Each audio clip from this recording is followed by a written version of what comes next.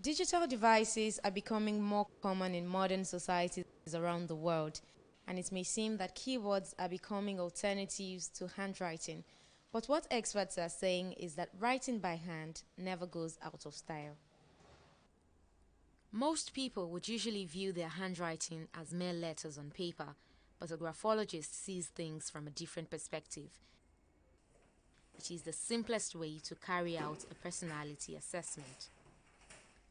Oladipupo Magjob is Nigeria's pioneer graphologist and forensic document examiner. Although a pharmacist by training, he has always been fascinated about psychoanalysis. His research on human behavioral pattern led him to the Body Language Institute in Virginia, and the journey for him began from there. Each person's writing is peculiar to him or her. Even twins, no two handwritings are the same. The basis for graphology is on the assumption that the central nervous system, that's the brain and the spinal cord, directly influence the movement of the hand. So what we call handwriting actually is brain writing. The signals come from the brain. They only travel through the muscles of the fingers, through the nerves, onto the paper. Graphology can talk about your drives and motivation. It can talk about your intelligence level. It can talk about your fears and defenses. It can talk about your physicality. It can reveal all that. You are an extrovert, you are an introvert, all those basic things it can reveal. With the handwriting accepted as a powerful and unique quality of every human being, how then can it be incorporated into the socio-political space and other areas of life? There's nothing stopping a graphologist from analyzing the handwriting samples of electorates or candidates for an election. That happens outside the country. I've written something while during the first term of the President Donald Trump, for example. Donald Trump and Hillary Clinton, there was a time I did an analysis on the two handwriting samples. And if somebody should refer to it now and compare with what is happening in the United States, I'm sure you'll have wondered whether I entered into the brain of Donald Trump, And there are several other graphologists that do that. But do we even have a handwriting bank for public servants? That's one of the things that I'm trusting that I should be able to. I don't know how I'm going to go about it, but that should be part of the criteria. Can we have your handwriting sample? The handwriting show potentials. Somebody that is well calculated, somebody that is good with numbers and all that, you can see from the handwriting, that can help the electorate to make better choices, at least informed choices or decisions. We should be able to have Chartered Institute of Personnel Management, for example, having graphology as part of the curriculum for HR managers. That would transform what is happening in the country, because there are some people that shouldn't be employed. When you employ them, they get frustrated. When they get frustrated, one day or the other, they resign. When they resign and they're out of job for years, crime becomes attractive after a while. For every police officer, you must know basics about handwriting analysis. So, but the question is, how many policemen in the country know how to read the handwriting? I stand to be corrected, but I'm not sure they are up to 20. If we are using graphology in helping to narrow down criminal investigations, for example, we can say that, out of these 4 handwriting samples, they said one of these guys stabbed or murdered someone. From the samples we have from the assessment of those samples, we should be able to narrow it down and say, this one has aggressive tendencies. So the potential does not mean that it will become a kinetic. The potential is there that you can hit somebody, but that you will do it or not, that is beyond what graphology can handle. And that's beyond what any social science or psychological science can handle. But it can say that this person has a tendency, and most times you find it that way. The awareness about graphology is still building up gradually. Magjob believes the way to leverage on the massive opportunities it presents for education, relationship, criminal investigation, and others is to put the initiative into institutions. Every teacher should know the fundamentals to look out for in the handwriting of the students. There's something called threat assessment. When you look at the handwriting of the student, you are seeing signs that show aggression, signs that show depression. before they commit suicide, they get to depression stage. And that, by the way, that is one area graphology has been found to be useful. And there are studies on this. Suicidal tendencies. Sometimes you pick it in the handwriting.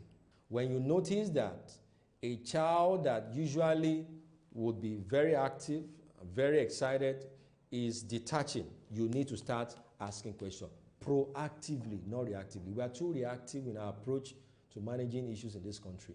And that's one of the problems we are having. Graphology, it's more of a proactive measure in solving problems. You can't start analyzing the handwriting of a confirmed Boko Haram person. It's not going to work. It's already killing people. But before it gets to that stage, what can we find out? Is he getting depressed? Is he getting aggressive? What is causing the aggression? Is he saying the dad beat the mom? All these things register in the mind of a child. So if a teacher knows what to look out for example, from the handwriting, because it's not all the time they will talk to you, and that's why nonverbal intelligence is fantastic. So it's not about what you say, it's about how you are saying it. So sometimes it is what you don't say that matters. It's about your body language. From your handwriting, we can say that you are getting distracted in school. A parent that knows what to look out for in the handwriting of the child can tell that the child is getting distracted in school, even if the school is covering it up. So the opportunities are massive. For forensic document examination cases, we handle issues that have to do with suspect documents or question documents. So if you are having an issue with a will written by a deceased, and there are issues regarding that will, maybe they are claiming that the signature on the will is not consistent with what you have in other checks signed by the deceased. So the lawyer can get the forensic document examiner involved in it. So you can get a call and say, okay, we need you to help us prove beyond reasonable doubt that this check was actually forged, or this check was actually signed by our client that is now late. So you can work based on that. You can also be an expert witness in the courts. Quite a number of lawyers are still not really aware, are still not really tapping into some of the benefits here. And I feel it's something that is going to help the country generally. So you have a case that has to do with forgery, wills, landed issues, codicils, tax, receipts, anything that has to do with forgery I'm not clear about, you can get a forensic document examiner to look into it, and you should be able to get justice. Let's now put this skill to a test. While you were writing it, the first thing that I saw in your handwriting is that you are somebody that loves to be, you are orderly, you are organized. Now, I've not been to your house, but I'm sure everything has its own space, and you are laughing. I said something like that. Graphology is the fastest way you psychoanalyze anybody. We have not spoken along this line, have we? No. Okay, so the first thing that was very clear, and I think your company should be happy that they have you, because the area you are managing is very important. It has to do, you're also somebody that loves details, which is good. That shows from the way you are written. And that's absolutely correct. Due to its accuracy, many people are yet to understand the dynamics of graphology, and naturally they query the outcome. I've had people call me names, even some places I went and did trainings, because of the accuracy of the revelations in the graphological analysis I gave. Somebody called me a name that I was a soothsayer. Some are very concerned because they feel that it's a little bit mystical. They feel that it's diabolic. So some are like that. They feel that because it doesn't look scientific, but everything about it is scientific. McJob says the starting point to boost acceptance is to raise awareness, and he does this through his numerous training programs. Part of the vision is to have a school where graphologists can be trained, or prospective handwriting experts can come to learn. For now, we just have a training session by our consulting company. So we do it in 3 stages. We call it BSc, Basic, Standard, and Certification stages of the training. For the school, That's Handwriting Analysis Professional Institute, HAPI. That's part of the projection we have in the future. We're trusting that very soon in the nearest future we will be able to kick that off and have different partners to help come on board for it. Okay, so research has shown that only 7% of communication is verbal, while the remaining 93% is non-verbal. This alone underscores the relevance of graphology in every society. MacJob hopes to keep pushing for awareness and is currently working on a movie project to showcase graphology and its benefits to the world. Oyi Adekunle, TV360, Nigeria.